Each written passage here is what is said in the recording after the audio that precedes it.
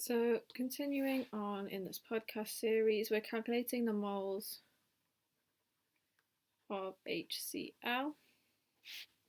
So moles equals mass multiplied by mR, moles equals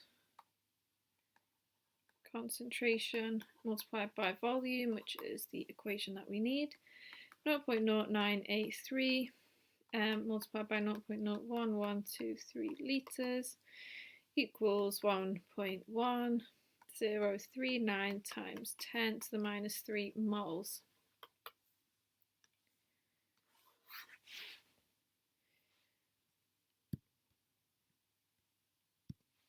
So in the next part, we can calculate the molarity